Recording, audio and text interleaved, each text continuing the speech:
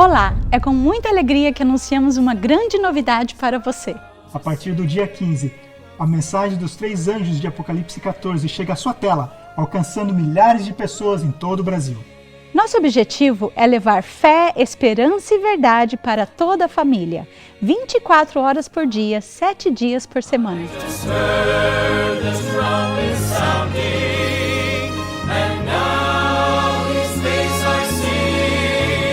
A Bíblia que Jesus usava em seus dias era o Antigo Testamento.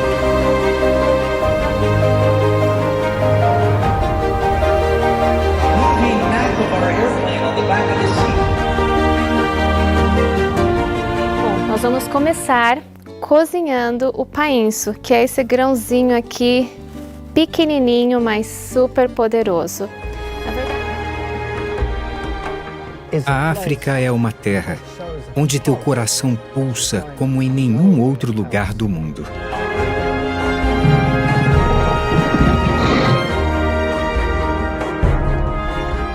Na verdade, muitos dos fundadores da astronomia moderna, incluindo Nicolau Copérnico, Galileu e Sir Isaac Newton, buscaram revelar e honrar o Criador através de algumas das descobertas mais importantes já feitas.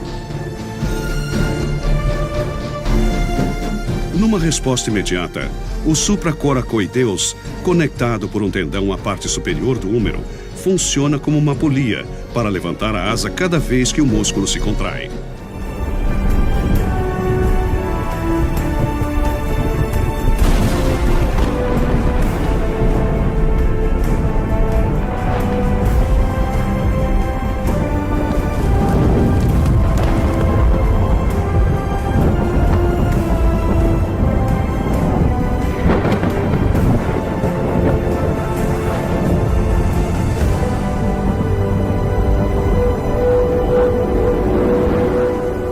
Você não pode perder, a partir do dia 15 de outubro, na antena parabólica da banda KU, canal 580, depois da CNN e a Jovem Pan.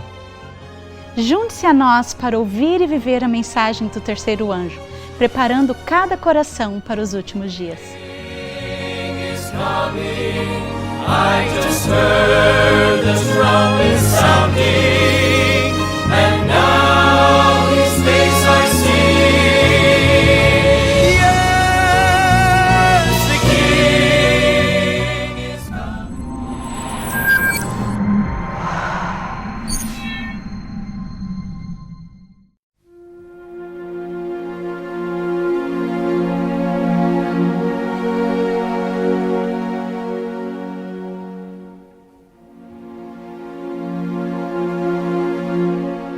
Durante algumas décadas, eu viajei pelo mundo. Ele não é apenas bonito, mas também muito especial. Sempre que possível, registro estes momentos únicos com minhas câmeras. Adoro fotografia, amo filmagem. E assim, olhando pelo visor, eu posso esquecer todo o resto e concentrar-me inteiramente nos detalhes. Seja esta uma paisagem sob a luz indescritivelmente bela ou um close-up de um animal em seu comportamento muito específico. São momentos que ficam para sempre em meu coração. Tanta beleza, tanta ordem, harmonia, tanta complexidade nos movimentos do mundo animal. Tanto amor pelos detalhes em uma flor, sim, até mesmo um fio de grama. Inevitavelmente, tenho que me perguntar: qual é a origem de tanta beleza? Quem criou tudo isso? Quem transmite os impulsos que determinam como essa natureza se move? Quem deu forma à superfície de uma gota d'água? Quem confere esse ritmo precisamente coordenado à natureza? Quem se interessa pelo fato de que tudo se desenrola exatamente como vemos todos os anos? Primavera, verão, outono, inverno, a colheita e o crescimento de uma semente, que então se transforma em uma majestosa árvore tropical.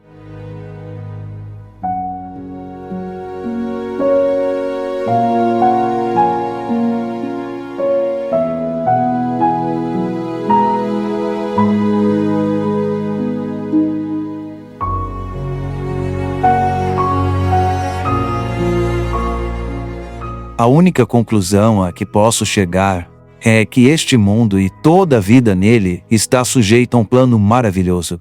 Alguém planejou tudo isto. Então veio a minha primeira viagem à África. Neste vasto continente ao sul do nosso planeta, a vida pulsa.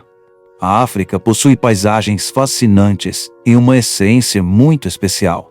Uma luz que sempre me inspira vez após vez.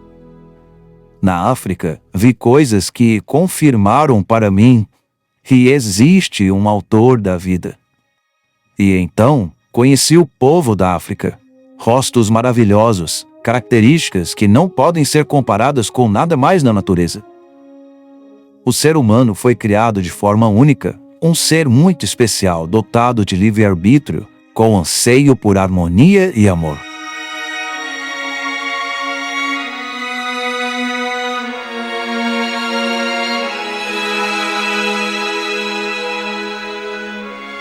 Todos os dias nos expomos às questões da nossa origem, às questões de onde viemos e por que estamos aqui e para onde essa jornada nos levará. Essas são questões muito importantes para as quais existem muitas respostas. Mas qual é a correta? Será que existe uma? Essas questões foram o motivo da realização deste projeto. Os 5 Maiores é um documentário que aborda os 5 animais mais famosos da África. Mas era importante aprofundar um pouco mais. E assim surgiu a ideia de fazer uma colaboração com o professor Walter White para falar a respeito também das 5 maiores perguntas que nos intrigam.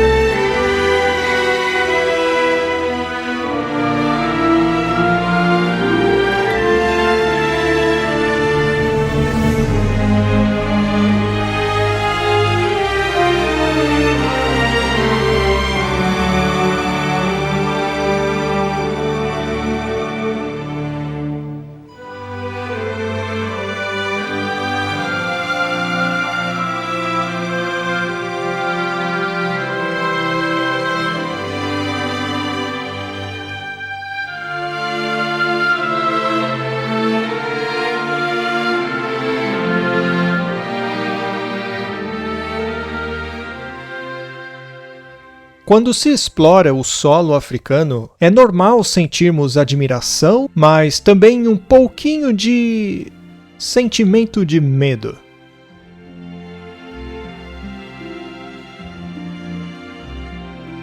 Então, não é uma surpresa que muitas pessoas ao redor do mundo queiram vir a este lugar para vivenciar a paixão africana.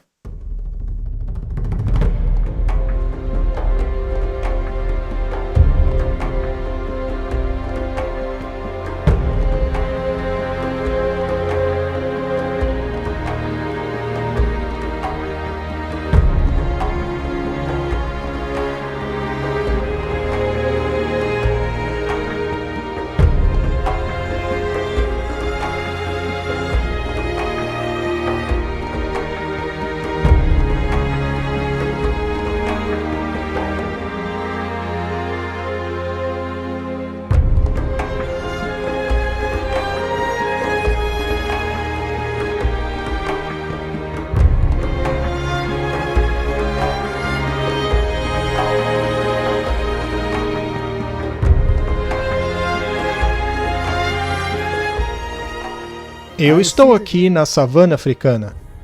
Esta aqui é a parte baixa da África Austral. Chamamos de Bushveld.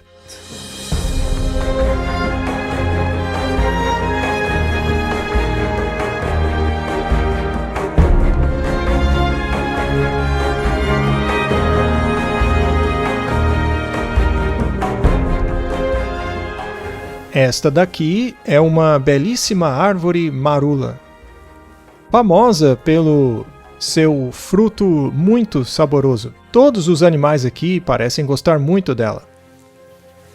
E aqui ao redor, não há nada além de tranquilidade, interrompida ocasionalmente pelo canto de belos pássaros e outros animais circulando. As pessoas chamam a África de o continente das origens. E, de acordo com o pensamento moderno e os paradigmas populares, foi aqui que toda a vida começou. Este teria sido o berço da humanidade. Aqui que todo o processo da evolução teria começado, especificamente em relação ao homem. Estou sentado em um lugar fascinante.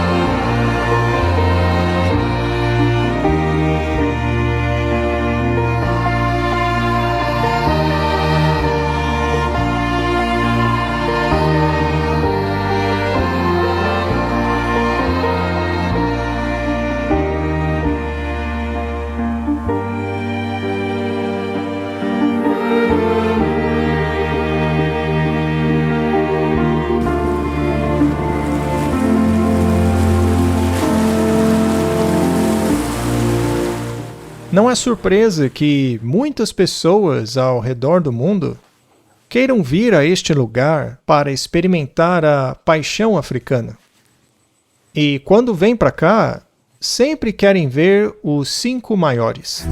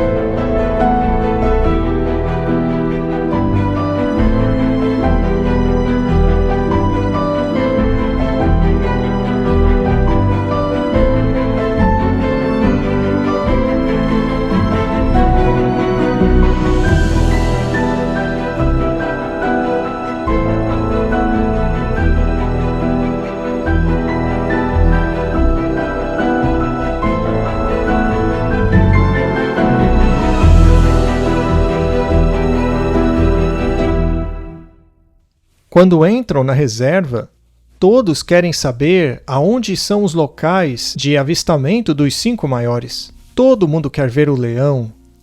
Todos querem ver o leopardo. Todos querem ver o búfalo, o elefante e o rinoceronte. Mas por que esses animais são chamados de os 5 maiores? Afinal de contas, há outros animais grandes aqui na África, como a girafa, ou o hipopótamo, ou qualquer outra das criaturas magníficas desta região da África. Recentemente, eles introduziram uma nova categoria, os 5 mais feios. Naturalmente, o javali é um dos principais deles. Mas por que chamar esses primeiros de os 5 maiores? Bem, é porque eles não são apenas magníficos, mas também têm essa agressividade inerente. O leão dorme a maior parte de sua vida, mas quando entra em ação, surge um poder, uma agressividade imensa dentro dele. O leopardo é furtivo, silencioso. Mas, quando entra em ação, também há uma agressividade, um poder associado a ele. O búfalo, embora seja um animal herbívoro, pode se tornar muito agressivo e é conhecido por matar leões e outros grandes animais com facilidade. Então, os leões são muito cautelosos. Certos tipos de leões são especialmente treinados desde jovens para lidar com esse tipo de animal. O elefante se mostra relativamente tranquilo, mas também pode ser muito agressivo. E caso o ataque, se torna extremamente violento. E mesmo para os seus semelhantes, ele pode ser bastante perigoso. Muitas e muitas mortes de elefantes africanos são atribuídas aos próprios elefantes. E não poderíamos esquecer do rinoceronte. Existe o branco e o preto. O rinoceronte branco é herbívoro e tem essa boca larga e achatada. Já o rinoceronte preto é um animal que se alimenta de folhas e tem uma boca curva parecida com o de papagaio, com o qual manipula os galhos das acácias. E você poderia imaginar que animais como estes, herbívoros, seriam relativamente mais tranquilos, mas também são conhecidos pelo seu mau humor. É até estranho que esses animais possam ser até dóceis, mas ao mesmo tempo mantêm esse traço agressivo. E é isso que atrai as pessoas. As pessoas gostam de ver força bruta. As pessoas gostam de ver agressão, a explosão de atividade, e ficam lá aguardando aquele raro momento quando eles atacam um animal.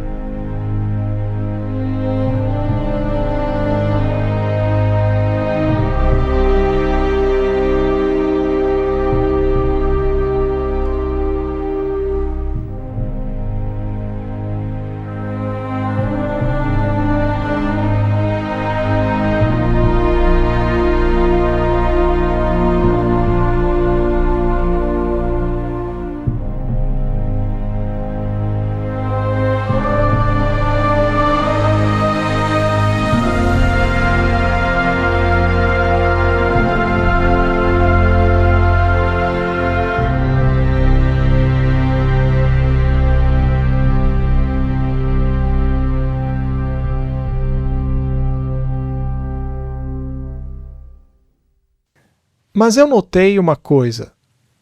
Embora as pessoas sejam atraídas pela morte, querendo ver um animal destruindo outro, quase como gladiadores em uma arena, ainda assim existe um elemento de repulsa e tristeza associados a todas as atividades destes animais.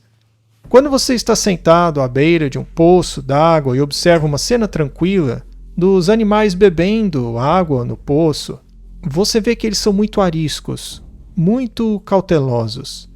Pode haver algo à espreita na água, como um crocodilo. Pode haver algo escondido no mato. E quando algo finalmente acontece, elas também sentem essa sensação de horror, de tristeza por ver um animal sacrificar a própria vida para sustentar o outro. Nós chamamos isso de natureza e toleramos. Na verdade, não, é muito mais do que tolerar. Nós simplesmente nos conformamos achando que isso é natural. Essa dicotomia de pensamento, essa agressão, excitação e, ao mesmo tempo, tristeza e horror diante da pura crueldade de algumas criaturas. Veja os cães, por exemplo. Quando atacam um animal, são muito eficientes. Mais de 80% dos seus ataques terminam em morte. Mas eles matam o animal pouco a pouco, rasgando em pedaços tudo o que ainda tiver dele. Embora seja muito eficiente, é também muito assustador.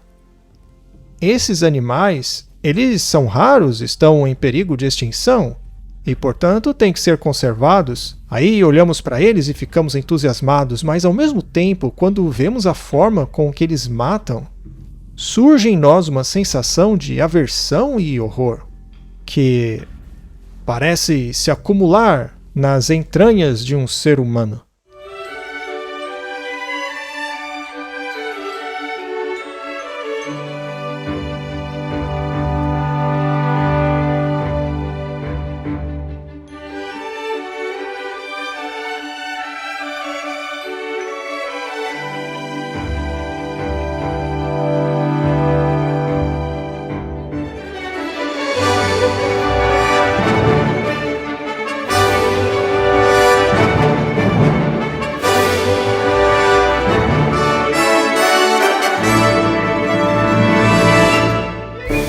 Agora que apresentamos os 5 maiores, gostaria de apresentar a vocês outros 5 maiores. No entanto, são as 5 maiores perguntas sobre a origem.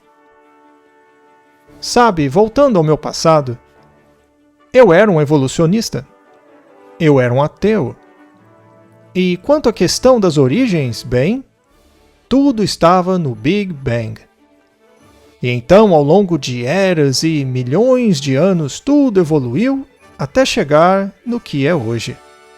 Os animais evoluíram, e através do ciclo de morte e nascimento, sobrevivência do forte em detrimento do mais fraco, a vida evoluiu e se aprimorou ao longo das eras.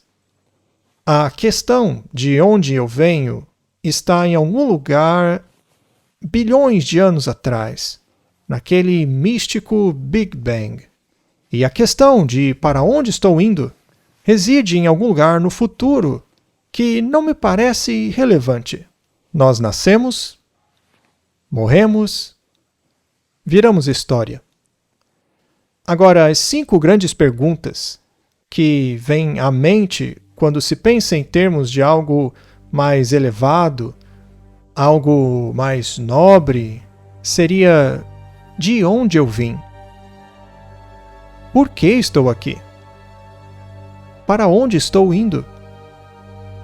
Por que existe tanto sofrimento no mundo? E qual é a solução para este problema? Acho que vale a pena falarmos sobre as 5 grandes perguntas das origens, quando se trata da beleza deste continente. De onde eu vim? Bem, existe o cenário evolutivo, como já mencionei. E depois há a questão da origem nobre do homem. Uma origem que provém de uma entidade superior. E chamamos essa entidade de Deus. E se considerarmos a Bíblia, por exemplo, ela diz que no princípio Deus criou os céus e a terra.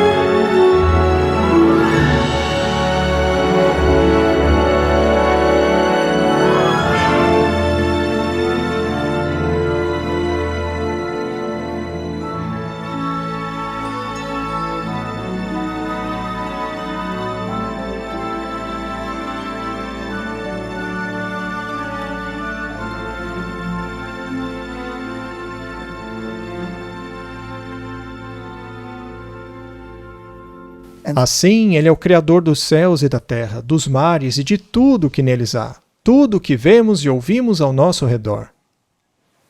E, de acordo com a Bíblia, o homem tem uma origem muito nobre. Ele foi criado à imagem de Deus. E precisamos falar sobre o que isso significa, o que é a imagem de Deus. E o que essa imagem implica em termos de humanidade? Será que hoje ainda vemos refletida na humanidade essa imagem de Deus? Ou será que a humanidade se tornou cada vez mais agressiva e violenta? Quase como a emoção de vermos os 5 maiores. Será que ainda há elementos na humanidade que nos fazem lembrar de uma origem mais gentil, bondosa e amável? Considerando o reino animal, é incrível observar alguns destes animais. Você vê alguns destes poderosos predadores, como leões ou outros predadores como os leopardos, guepardos. Há inúmeros exemplos registrados na natureza que mostram o lado mais gentil desses seres vivos. Ao invés de matar, eles protegem um animal. Até mesmo o inserem em seu círculo de amizade. E eles se apegam e se tornam amigos de longa data, que nem sequer cogitam fazer do outro um jantar. Existem inúmeros casos assim, de um animal tentando ajudar outro animal que foi ferido ou que está de luto pela morte de um dos seus companheiros. Existem esses incidentes leves que encontramos na natureza que nos lembram de algo mais suave. E claro, há o adestramento. Quando você adestra o animal, faz amizade com ele, ganha sua confiança, surge uma natureza totalmente diferente neste animal. Será que existe uma natureza dupla em cada criatura deste planeta? Ou seriam essas diferentes naturezas lembretes de como era antes? Ou são apenas observações de como é agora? Então, se observarmos esses dois lados e os compararmos, podemos chegar a algumas conclusões muito fascinantes. De onde venho? Se fomos criados à imagem de Deus e possuímos o caráter de Deus, então qual é a natureza deste Deus? Com quem posso compará-lo? Como posso descobrir detalhes deste personagem? Se você consultar a Bíblia, ela nos mostra como Deus é.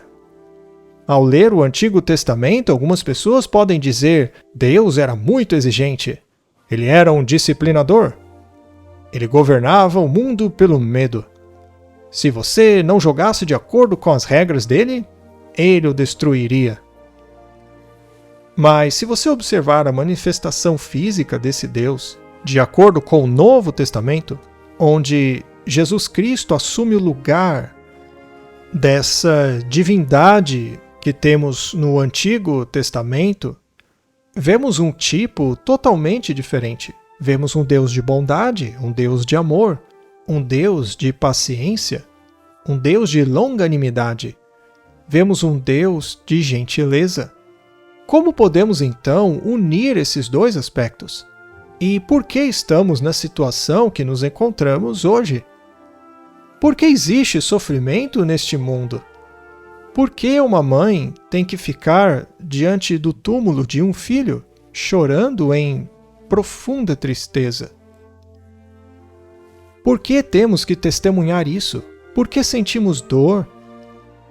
Por que existe crime no mundo? Por que existe amor no mundo? Por que existe compaixão no mundo? Por que temos todas essas emoções misturadas num processo que simplesmente não funciona? Não podemos separar ou colocar em uma categoria onde possamos perguntar: por que temos essa situação? Por que tudo não pode simplesmente ser bom? Ou por que não pode simplesmente ser maldade? Aí pelo menos teríamos uma definição. Ou será que talvez exista um conflito cósmico? um conflito entre dois poderes chamados de bem e mal. E se há este conflito, qual será o resultado? De que lado deste conflito eu quero ficar? Essas são perguntas importantes que devemos nos fazer.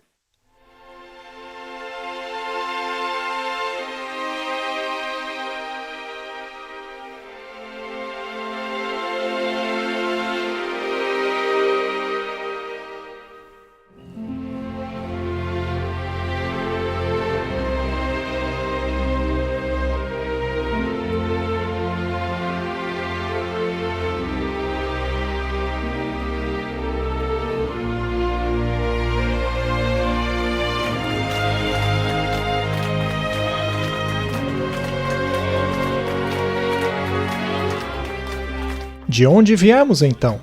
Ou eu sou produto do acaso e tenho uma origem evolutiva e estou lutando para chegar ao topo, e se você estiver em meu caminho, vou passar por cima até finalmente chegar aonde eu quero, mas depois eu voltarei para o nada, deixando tudo o que conquistei para outra pessoa que também voltará ao nada.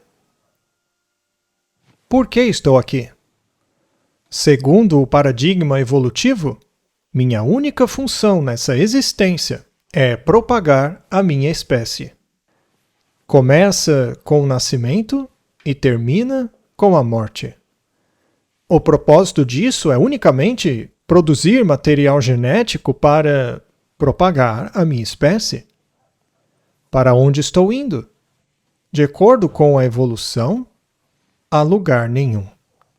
Estou apenas alimentando a próxima geração em termos de deterioração e decomposição, que é tudo o que eu vou deixar após a minha morte. Assim, essas três questões são respondidas pela teoria da evolução, mas elas não satisfazem a alma. Por que estamos nessa situação caótica? E qual é a solução? Estas questões não podem ser respondidas pelo paradigma evolucionista. Agora, se olharmos para um outro, de onde eu vim? A Bíblia diz: fui criado à imagem de Deus. Fui criado para glorificar a Deus. Fui criado à sua imagem, ou seja, com um caráter semelhante ao dele. Qual é o meu propósito? Meu propósito é existir para a glória de Deus. E como ele é um ser de absoluta abnegação e altruísmo, isso quer dizer que tudo o que Deus deseja oferecer está disponível para cada uma de suas criaturas. Neste caso, eu sei de onde eu vim. E por que estou aqui? Deus criou os seres vivos por amor. Todo mundo que sabe o que é o amor, sabe que para existir o amor precisa de outra pessoa. Não se pode simplesmente amar se não há quem amar. O amor exige companheirismo. E assim a Bíblia nos diz que Deus criou o homem e a mulher. Carne da carne do outro, osso a partir do osso do outro, e assim foram postos em um relacionamento de amor, que teria sido mantido se eles tivessem permanecido em contato com a humanidade, a fonte da vida, que é a fonte do amor, porque a Bíblia diz que Deus é amor.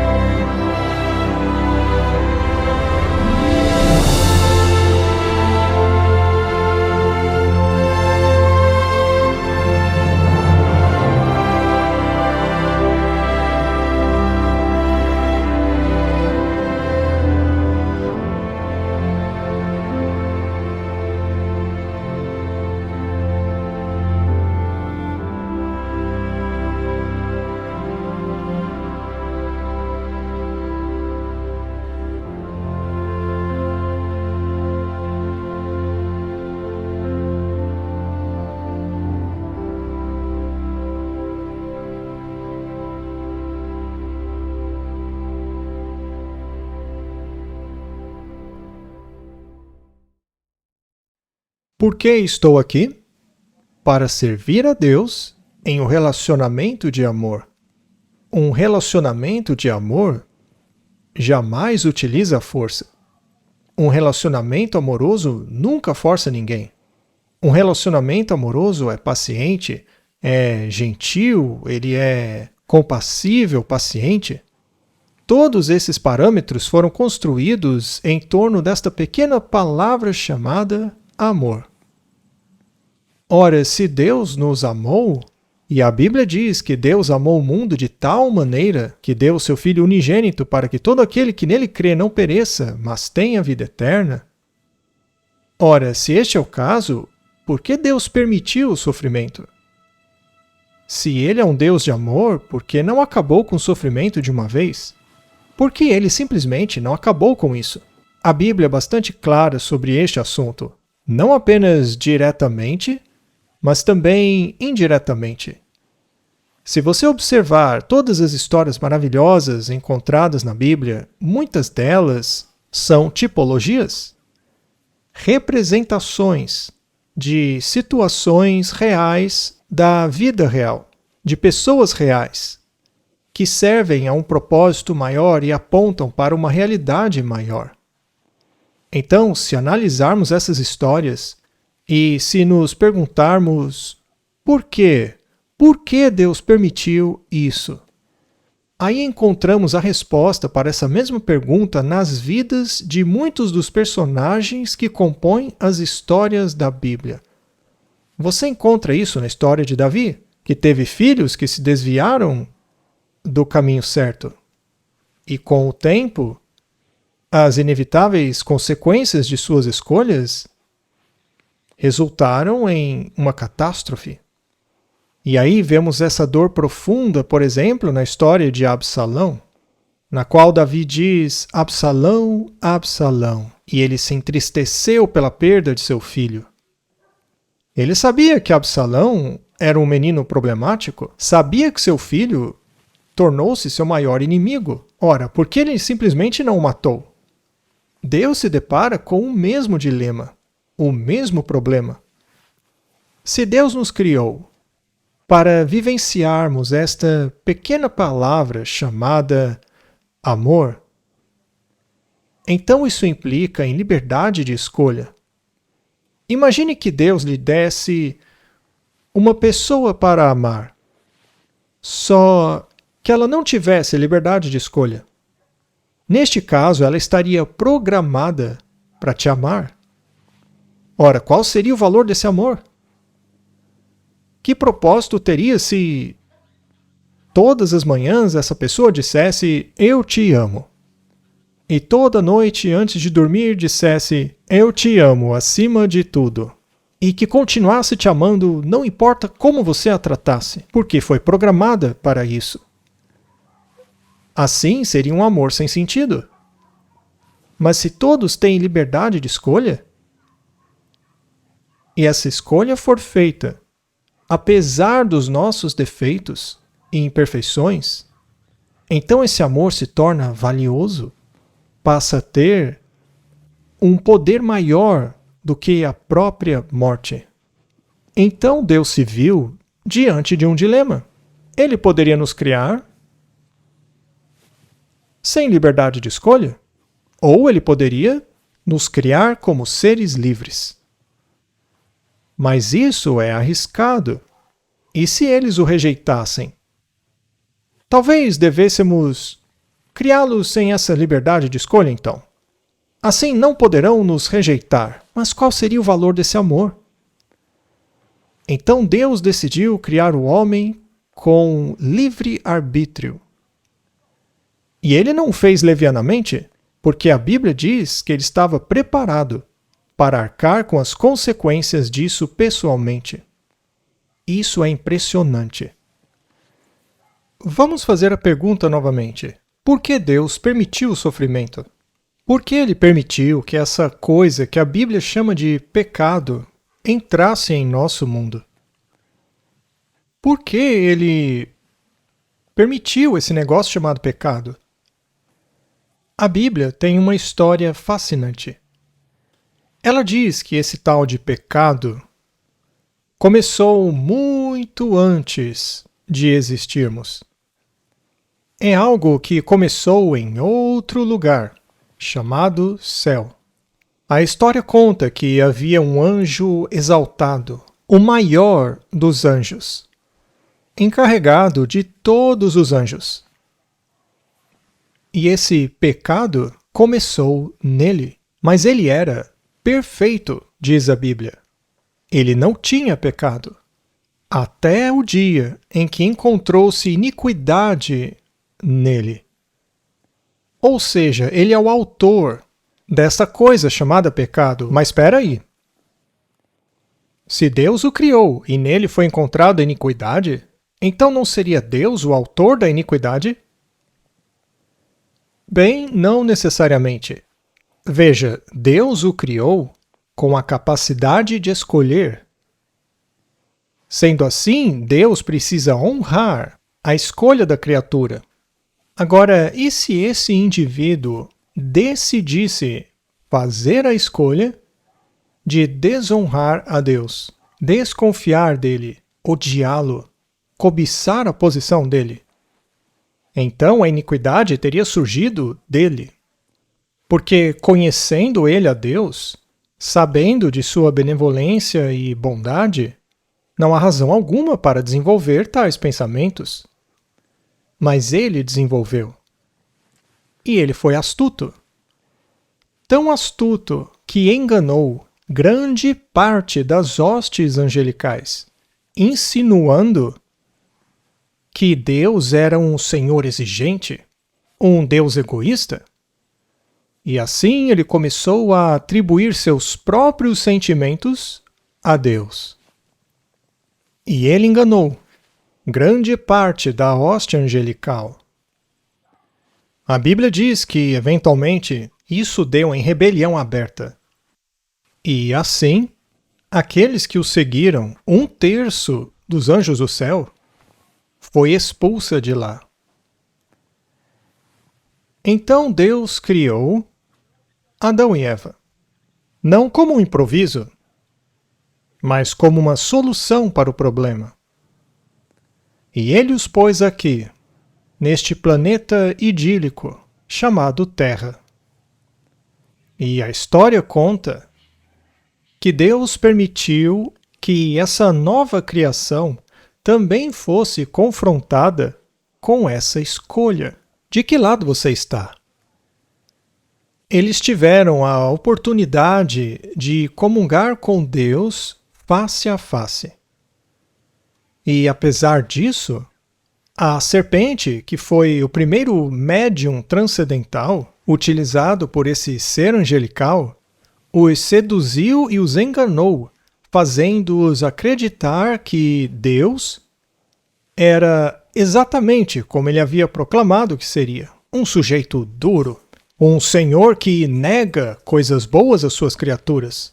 Neste caso, eles seriam muito mais exaltados sem Deus do que com ele.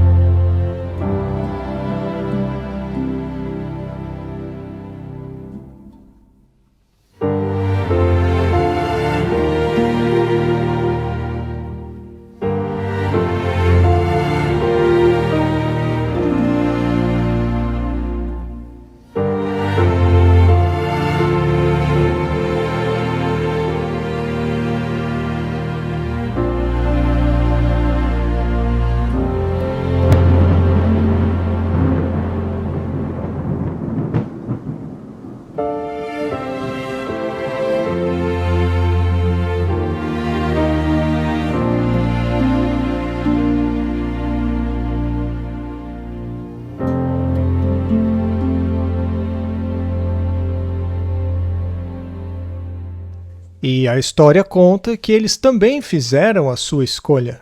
Eles decidiram ficar ao lado desse anjo caído. Mas a questão é: por que Deus permitiu que o anjo caído fizesse isso em primeiro lugar? E em segundo lugar, se ele tinha tanto poder, por que não aniquilou o mal desde o princípio? O que é engano? O engano é uma coisa que parece ser real, mas que não é. Quando as pessoas são enganadas, elas acreditam em algo que na verdade é uma mentira. E já que uma grande parte da hoste angelical foi enganada, então certamente as sementes da mentira foram semeadas em todos os anjos. Se Deus tivesse erradicado o mal desde o princípio, aniquilando-o, obliterando Lúcifer e os seus anjos, varrendo-os lá do céu, destruindo-os, não tenha dúvidas de que as criaturas seguiriam a Deus por medo, porque aí a dúvida que Satanás implantou sempre estaria no ar. Será que ele estava certo? Será que Deus não é mesmo um tirano? Se você o contraria, ele te mata sem pestanejar. Então Deus não fez isso. Ele os deixou. Ele permitiu que essa coisa chamada pecado se desenvolvesse, até que todos entendessem o que o pecado realmente é. Aí sim, ele interviria. Você deve estar se perguntando: por que será que o mal impera nos dias de hoje? Mas se nós voltarmos na história, veremos que tudo acontece em ciclos. Deus permitiu que nações obtivessem poder, que obtivessem domínio sobre as outras, e sempre que isso ocorreu, tornaram-se senhores severos, cruéis, opressores e tirânicos. Mas quando eles chegavam a um certo limite, Deus colocava um fim naquele império, nação ou poder, e este finalmente era conquistado por outro, o que, por sua vez, era uma nova oportunidade para desenvolverem o caráter em harmonia com Deus ou em harmonia com o outro. E assim temos vivido estes ciclos ao longo de toda a história.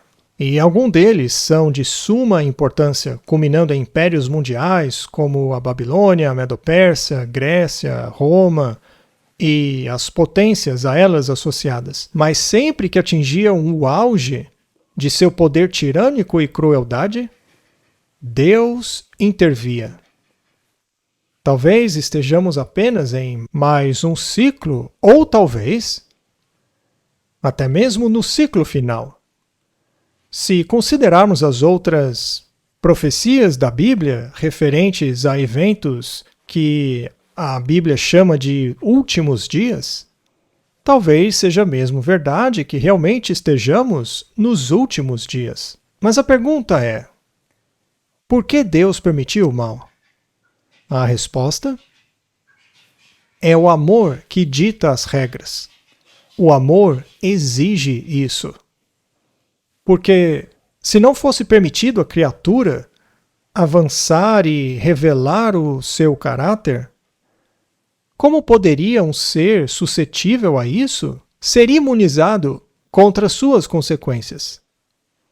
Quando a criatura passa a odiar o pecado por ter experimentado, visto, sofrido suas consequências, quando o pecado se torna repugnante à nossa natureza, e o bem, a beleza, o amor, a bondade, a gentileza se tornam absolutamente desejáveis, aí sim você será imunizado contra essa coisa chamada pecado. E será seguro que você entre em um reino onde o pecado não existe. E isso também seria a garantia de que o pecado não se manifestaria uma segunda vez. Aí teríamos a tranquilidade perfeita.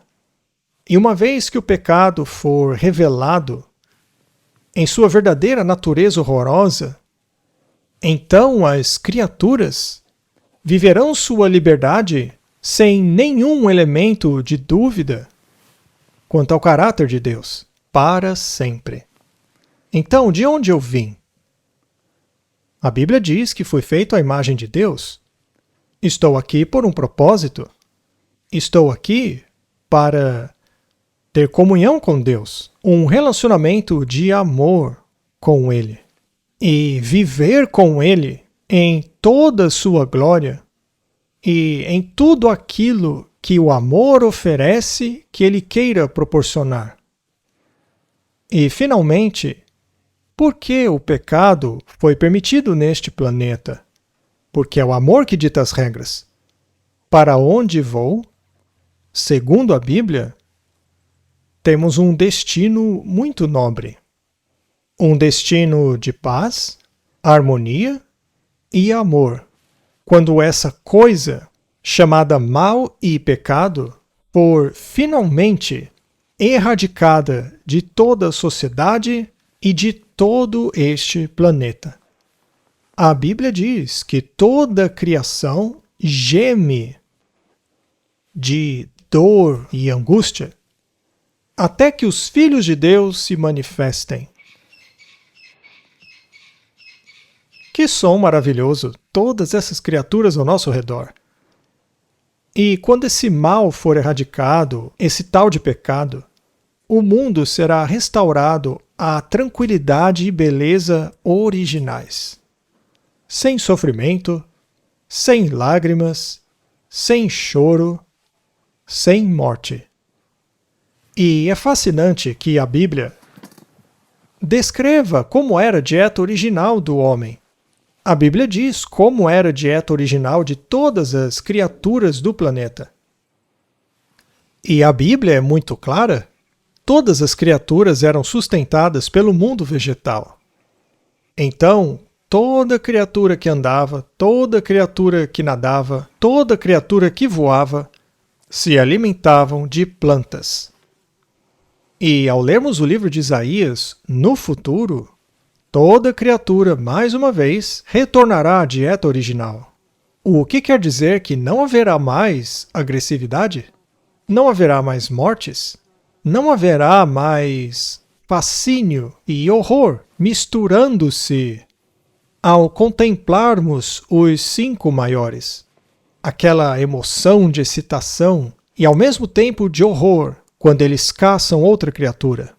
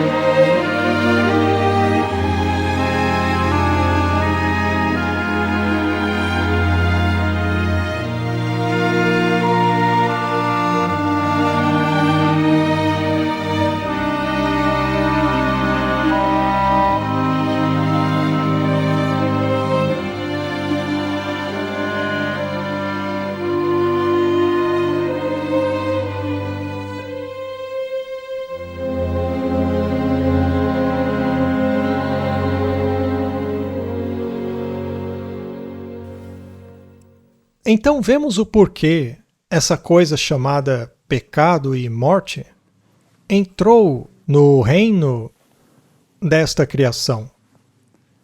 E a pergunta permanece, a grande pergunta entre as 5, a pergunta principal, a mais importante. Qual é a solução para o problema? Não seria lógico se a solução para o problema residisse em quem iniciou toda a criação? Não seria lógico que o próprio Criador intervisse nos assuntos deste planeta para resgatá-lo da situação a qual foi submetido? Ora, se ele é um Deus que se importa, se ele é um Deus que ama, se Deus é realmente quem ele diz ser, então caberia a ele resolver o problema. Já mencionei aqui aquela bela passagem bíblica, porque Deus tanto amou o mundo que deu a ele o seu Filho unigênito, para que todo aquele que nele crê não pereça, mas tenha a vida eterna. Então a solução final está em Deus, e não poderia estar em nenhum outro ser criado. Tendo a humanidade se vendido corporalmente à rebelião, então ela só poderia ser redimida corporalmente por alguém em quem a humanidade está representada corporalmente. E é exatamente isto que diz a Bíblia. Porque Adão estava em Cristo antes mesmo de ser concebido. Portanto, toda a humanidade, estando em Adão, estava corporalmente em Cristo, antes mesmo da concepção da humanidade.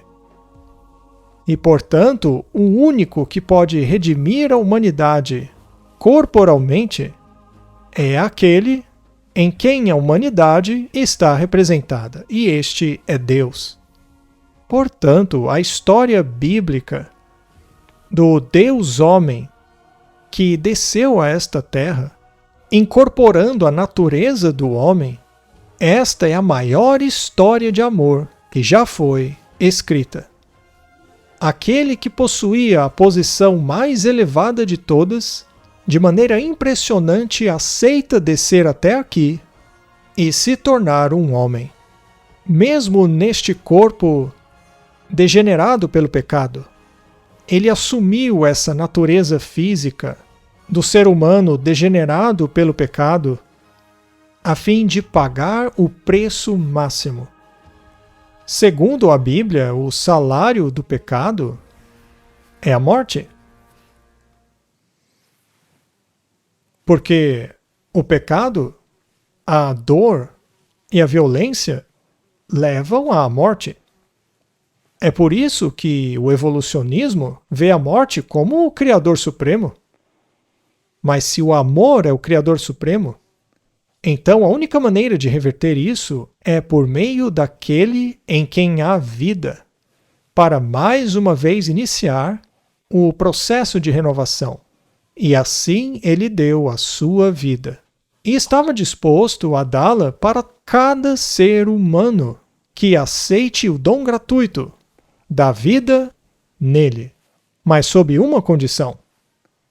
Precisam separar-se dessa coisa chamada pecado. Deve haver uma renovação da mente.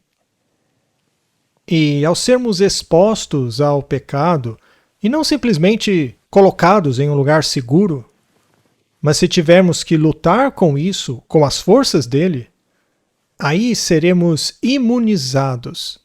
E nele poderemos ter essa vida que emana do próprio Deus.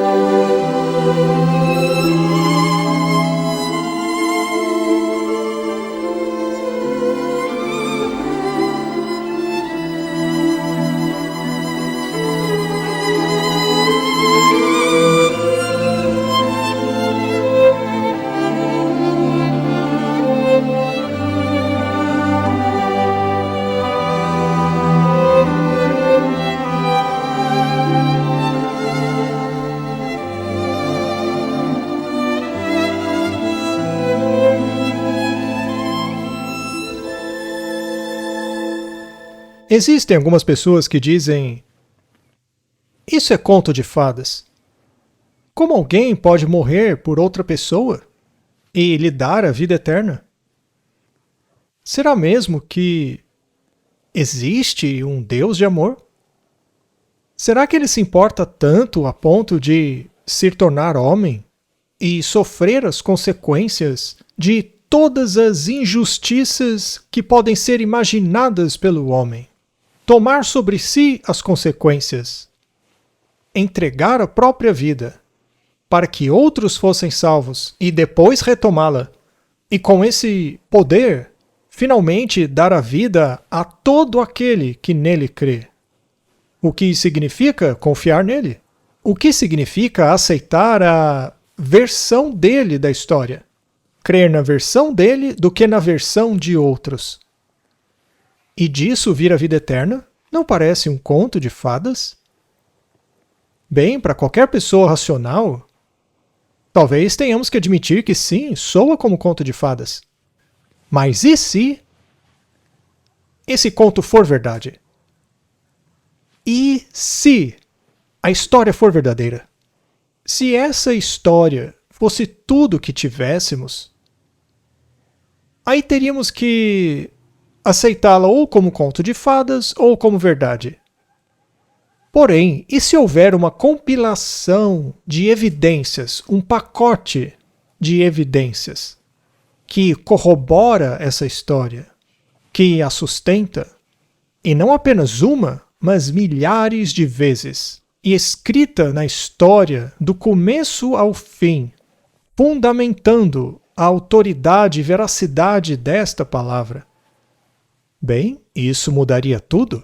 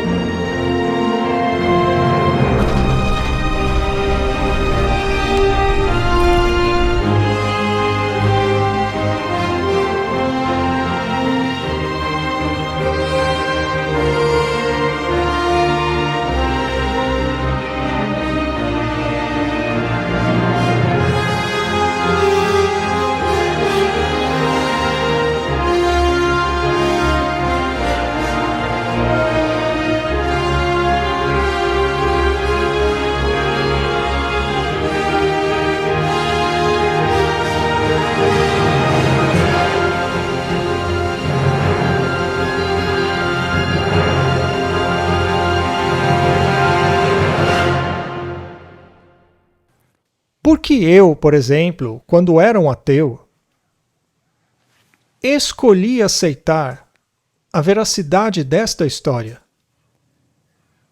Alguns acham que foi um raio que atingiu a minha cabeça, mas não foi um raio. Foi muita análise dos fatos e evidências associadas a este pacote que nos foi fornecido. Um dos pilares fundamentais desta verdade é a profecia. Profecia é a história escrita antes que aconteça. Hoje em dia existem muitos profetas. Essas aves estão profetizando de certa forma.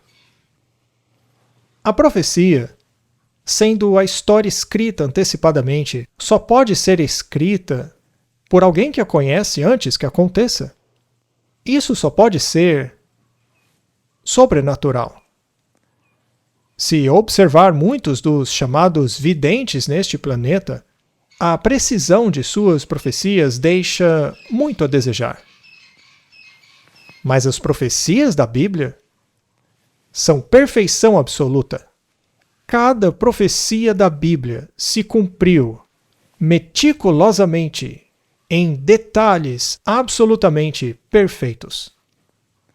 Quer seja uma profecia do passado, ou uma profecia que está se cumprindo, ou algo no futuro, levando-se em conta o passado, e se o presente serve de parâmetro, então o futuro deve ser tão real quanto aquelas que já foram cumpridas no passado. E além disso, há a arqueologia. Os céticos do mundo, que negam a veracidade da Bíblia, precisam encarar a pá do arqueólogo, que deixa os críticos envergonhados.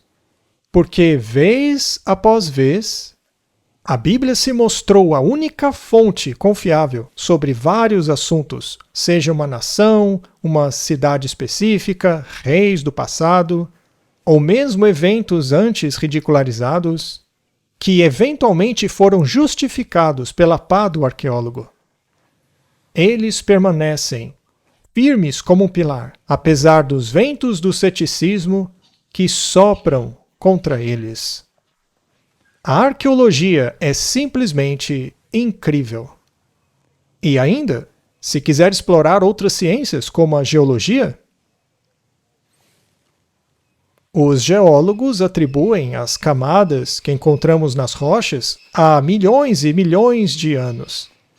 Mas se observarmos as anomalias e as estruturas de suas camadas, vemos camadas perfeitamente planas, uma sobre a outra, aparentemente representando a superfície da Terra ao longo de eras de tempo. Por que não existem marcas de erosão? Por que elas foram depositadas por água? Então, há sempre dois lados da história. Então, os geólogos podem ter um paradigma e uma visão dos eventos que implicam em milhões e milhões e milhões de anos. Mas o catastrofismo, muitas vezes, é um contramodelo igualmente lógico e que, por vezes, representa muito melhor a realidade do que o modelo geológico. Então temos dois pontos de vista opostos. E sejamos justos, digamos que eles se equilibrem perfeitamente. E se você adicionasse a profecia a um dos lados da balança? E se você adicionar a arqueologia ao outro lado da balança? Por fim, se você analisar todos os dados, então, para mim, o lado que representa Deus e a Bíblia se torna substancialmente mais crível do que o outro lado. Não só isso.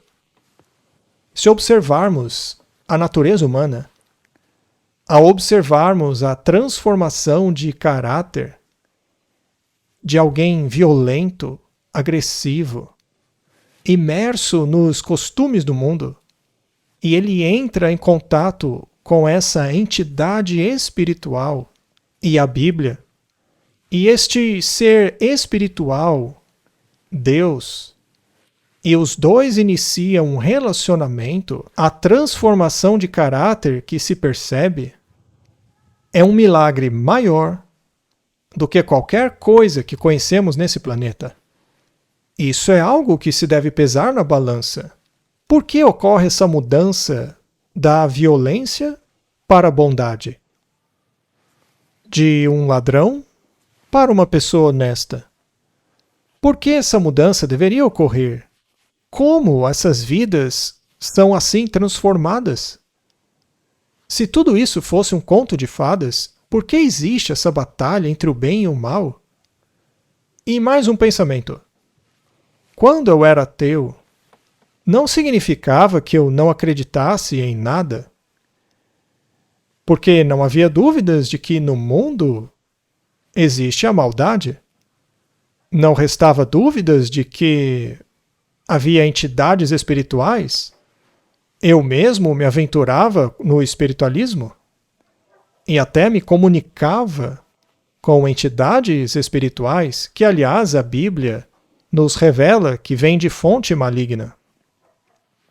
E se essas manifestações realmente existem, e as manifestações paranormais, que, aliás, na África, são absolutamente normais de acontecerem, qualquer africano lhe dirá que aquilo que ele experimenta no reino do sobrenatural não tem origem natural, mas vem de um mundo sobrenatural. Todas estas coisas existem. Essas coisas apontam para a existência de um conflito entre duas entidades espirituais.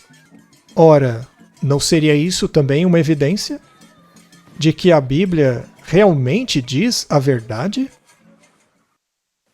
É isso que precisamos descobrir. Precisamos entender a natureza desta guerra. Precisamos entender a dinâmica dessa batalha. E temos que saber de qual lado ficarmos.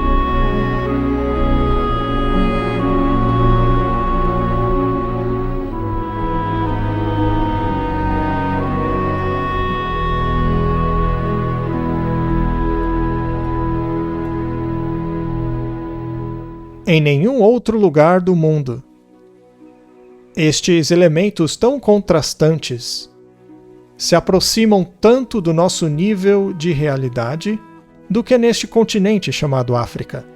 Com todas estas imagens e todos estes sons que nos cercam, este belo pássaro, estas belas criaturas que caminham pelos arbustos, que tiram o seu sustento destas plantas.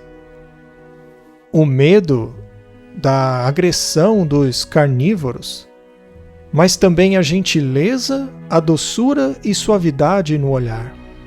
Aqui se pode ver esta batalha retratada como em nenhum outro lugar do planeta.